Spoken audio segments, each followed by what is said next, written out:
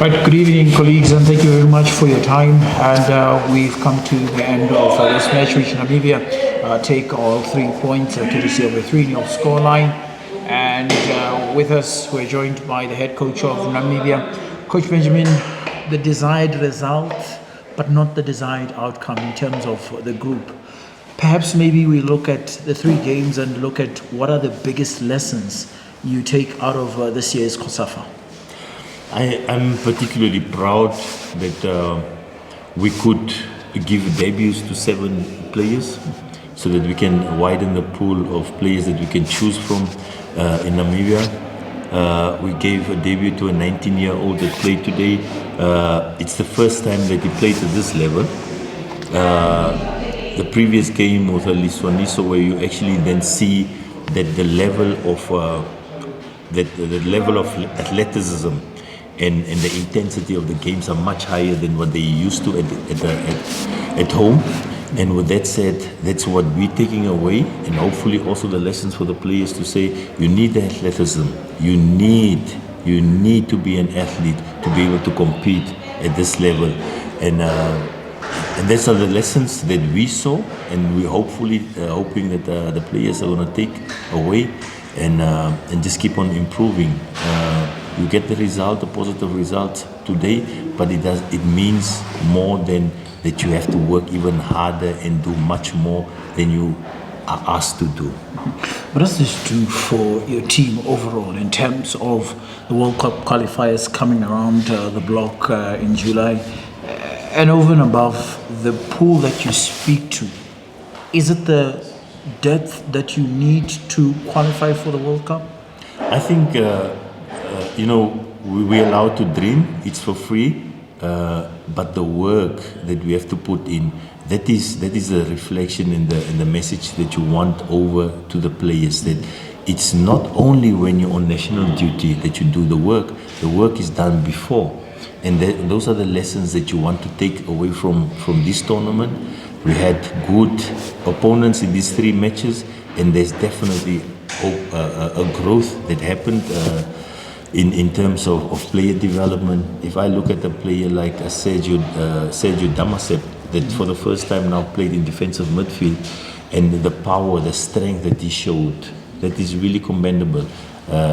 Cisco Harasep, that we're trying to get into the fold, that was somehow solid, but we need to see what is the next step for him.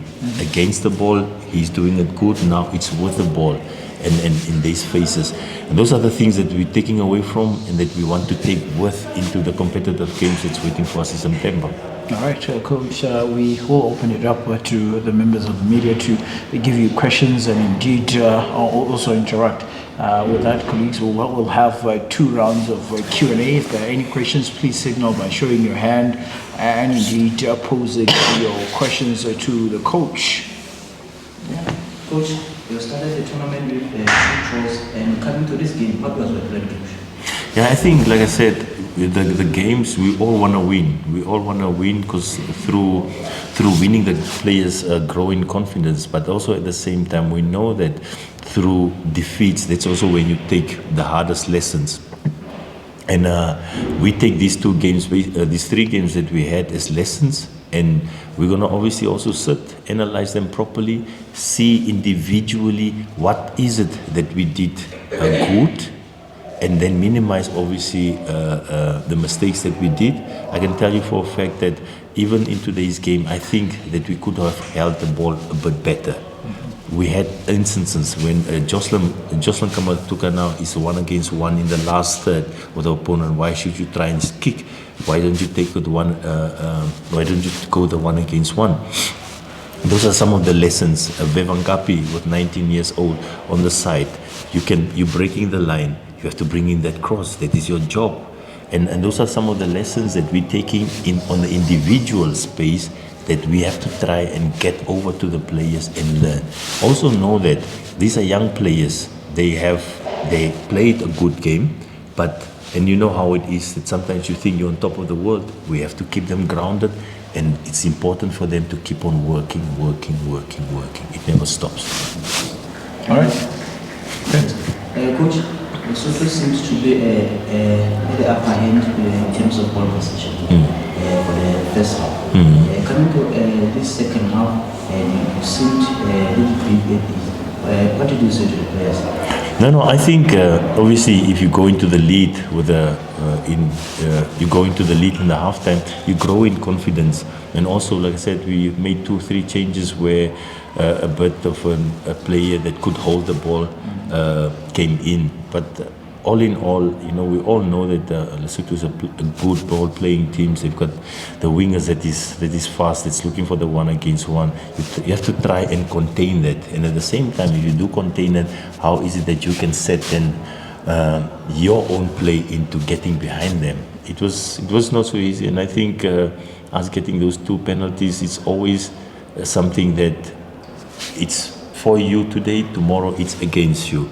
But it's never really something that you can then say, wow, you did it good. It's always also a bit of luck. So in the end, you take those points, and like I said, it's to grow, but more importantly is individually, how can we actually better these players?